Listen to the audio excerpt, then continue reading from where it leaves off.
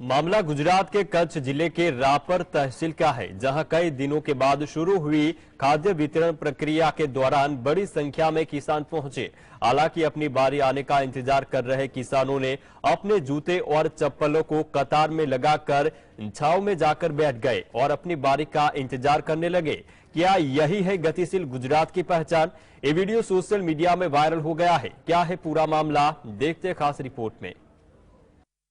गुजरात में यूरिया खाद पाने में दिक्कतों का सामना कर रहे किसानों की एक तस्वीर सामने आई है, जो चर्चा का विषय बनी हुई है।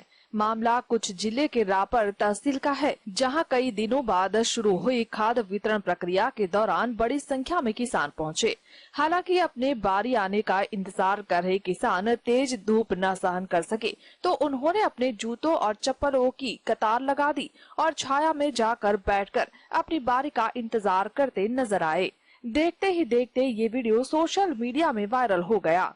दरअसल देश का अन्नदाता जहां कई प्राकृतिक समस्याओं से जूझ रहा है, तो वही किसानों को खाद की जरूरत ज्यादा सता रही है। ऐसा ही हाल कच्छ के किसानों का भी है। यहाँ के किसानों का कहना है कि वर्तमान में रापर तालुका के 3 स्थानों पर खाद वितरण चल रहा है। हालांकि किसानों के बीच यह आम राय है कि यदि सरकार के कृषि विभाग द्वारा डिस्पैच वितरण प्रक्रिया में तेजी लाई जाए, तो किसानों को उर्वरक प्राप्त करने में आसानी होगी। इसके साथ गतिशील गुजरात की बात करती सरकार की स्थानीय प्रशासन की कार्यवाही व्यवस्था पर भी सवाल पैदा होता है। रापर तालुका संघ में मौजूद रहे किसानों समस्या के बारे में बात करते हुए कहा कि खाद की आपूर्ति करने वाली सरकारी कंपनियां नियमित और निर्बाध रूप से खाद की आपूर्ति समय पर करेगी, तो किसानों को लंबी कतारों में नहीं खड़ा होना पड़ेगा। Bureau report. केंद्रीय मंत्री नितिन गडकरी अपनी बेबाक बयानबाजी के लिए जाने जाते हैं। अक्सर उन्हें अपने काम को लेकर चर्चा का विषय बनते देखा गया है। बीजेपी नेता और केंद्रीय मंत्री नितिन गडकरी ने लोकसभा चुनाव को लेकर किया बड़ा ऐलान। देखते रिपोर्ट अंदर की बात में। लोकसभा चुनाव से पहले केंद्रीय सड़क परिवहन और राजमार्ग मंत्री नितिन गडकरी ने बड़ा ऐलान किया है। गडकरी ने कहा कि वो इस लोकसभा चुनाव में अपने इलाके में बैनर पोस्टर नहीं लगाएंगे, किसी का चाय पानी का इंतजाम भी नहीं करेंगे। उन्होंने साफ कहा कि मैं लोगों की ईमानदारी से सेवा करूंगा, लेकिन मैं ना खाऊंगा और ना किसी को खाने दूंगा। केंद्रीय मंत्री गडकरी महाराष्ट्र के वाशिम जिले में सीमेंट क्रॉकेट से बनी सड़क का उद्घाटन करने आए थे। यहाँ उन्होंने कार्यक्रम में संबोधित किया और आगामी लोकसभा चुनाव के बारे में बड़ा ऐलान कर दिया। नितिन गडकरी ने कहा, मैंने इस लोकसभा चुनाव में सोच लिया है कि बैनर पोस्टर नहीं लगाएंगे, चाय पानी भी नहीं करवाएंगे। वोट देना है तो दो, नहीं तो मत दो। गडकरी ने आगे कहा, वोटर्स माल पानी भी नहीं मिलेगा, पैसे के दर्शन नहीं होंगे, शराब नहीं मिलेगी, मैं पैसा खाऊंगा भी नहीं और खाने दूंगा भी नहीं, लेकिन तुम्हारी सेवा ईमानदारी से करूंगा, यह विश्वास करिए। मोदी सरकार में नितिन गडकरी सबसे बेहतरीन परफॉर्मेंस वाले मंत्रियों में गिने जाते हैं। गडकरी 2009 से 2013 तक भारतीय जनता पार्टी के अध्यक्ष रह चुके हैं। Bureau report, GS। राजस्थान में जल्द ही विधानसभा चुनाव की तारीख का ऐलान होने वाला है। बीजेपी ने कांग्रेस के दिग्गज नेता सचिन पायलट को उनके ही गढ़ में घेरने का पुख्ता प्लान तैयार किया है। पार्टी ने दिल्ली से सांसद और गुर्जर समाज के नेता रमेश बिधूड़ी को टोंक जिले का प्रभारी बनाया है। क्या इसके पीछे है बीजेपी की चुनाव रणनीति? देखते हैं खास रिपोर्ट में। क्या चुनावी राजनीति में जाति सबसे मजबूत हथियार है? राजस्थान चुनाव में तो बीजेपी ने रमेश बिधूड़ी को टोंक का प्रभाव देकर यही संकेत दिया है। टोंक को कांग्रेस नेता सचिन पायलट का इलाका माना जाता है। वे टोंक विधानसभा से वर्तमान में विधायक भी हैं। टोंक में 23 से 24% के बीच अल्पसंख्यक मतदाता है, 13 से 14% गुर्जर मतदाता है, साथ ही 11 से 12% तक दलित मतदाता है और 8 से 9% जाट मतदाता है। ये सभी कांग्रेस के वोट बैंक रहे हैं। दलित परंपरागत रूप से कांग्रेस के वोटर रहे हैं। जहां तक गुर्जरों की बात है तो ये कांग्रेस के नहीं बल्कि सचिन पायलट के पक्के वोटर हैं। टोंक सांसद सुखबीर सिंह जौनपुरिया भी गुर्जर ही हैं, मगर सचिन पायलट का नाम आते ही गुर्जर वोटर कहते हैं कि हमें तारे नहीं चांद देखना है और हमारा चांद पायलट है। 2018 के चुनाव में टोंक जिले के मतदाता ने सचिन और कांग्रेस दोनों को भरपूर समर्थन दिया। यहाँ न वो केवल सभी सीटें जीतने में सफल रहे बल्कि बड़े अंतर जीते। जिस टोंक सीट पर 2013 में कांग्रेस को 15% वोट मिले थे, वहां 2018 में कांग्रेस को 64% वोट मिले। Bureau report, GSTV।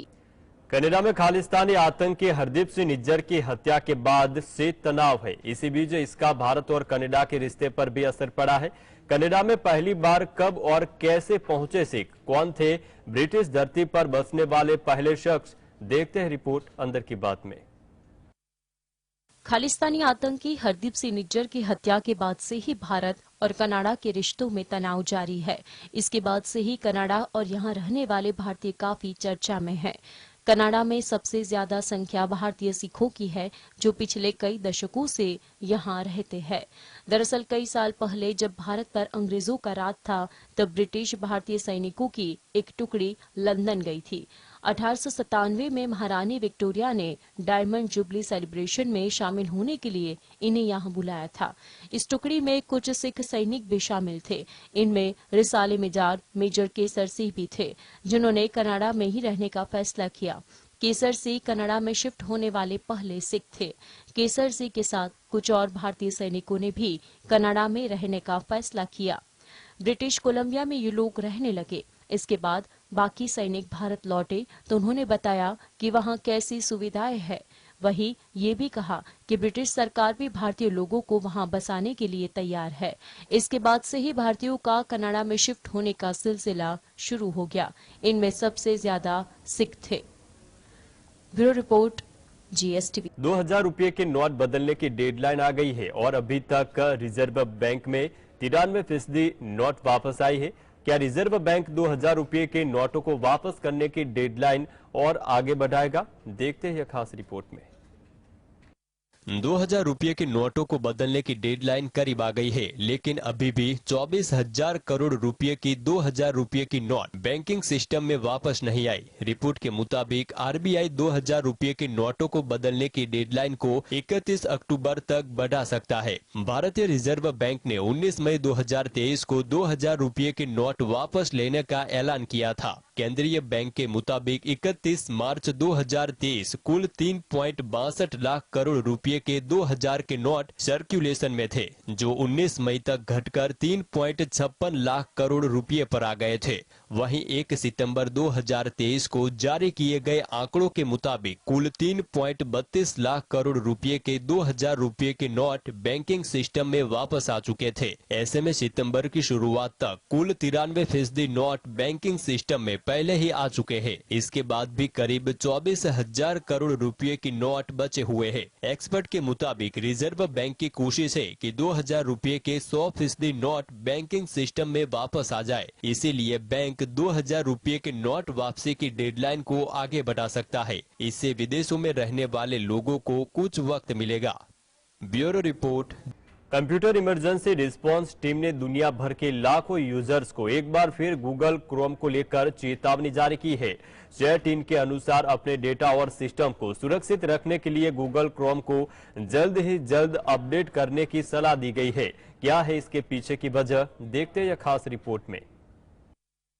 बीते कई सालों से गूगल क्रोम में कोई ना कोई दिक्कत सामने आ रही है। अब कंप्यूटर इमरजेंसी रिस्पांस टीम ने दुनिया भर के लाखों यूजर्स को एक बार फिर गूगल क्रोम को लेकर चेतावनी जारी की है। CERT द्वारा पहचानी गई कमजोरियां विभिन्न स्रोतों से उत्पन्न हुई है, जिनमें वेब पी में heap buffer overflow error, custom tabs, prompts, inputs, intends, picture in picture और इंटरस्टियलेंस में अनुचित कार्यान्वयन, साथ ही डाउनलोड और ऑटोफिल में अपर्याप्त नीति प्रवर्तन शामिल है। साइबर हमलावर इन सुरक्षा खामियों का फायदा उठाने के लिए डिजाइन की गई विशेष रूप से तैयार की गई वेबसाइटों पर जाने के लिए अनजान यूजर्स को आश्वस्त करके इन कमजोरियों का फायदा उठा सकते हैं। अपने डेटा और सिस्टम को सुरक्षित रखने के लिए गूगल क्रोम को जल्द से जल्द अपडेट करने की सलाह दी गई है। इसमें CRT इन की ओर से बताया गया है कि जब भी आप अपने गूगल क्रोम को अपडेट करें तो इसके लिए गूगल क्रोम के रिलीज ब्लॉग पर जाकर ही इसे अपडेट करें। ऐसा करने से आपका सिस्टम तो सुरक्षित होगा ही, साथ में आप साइबर हमलों से भी सुरक्षित रहेंगे। Bureau report GSTV।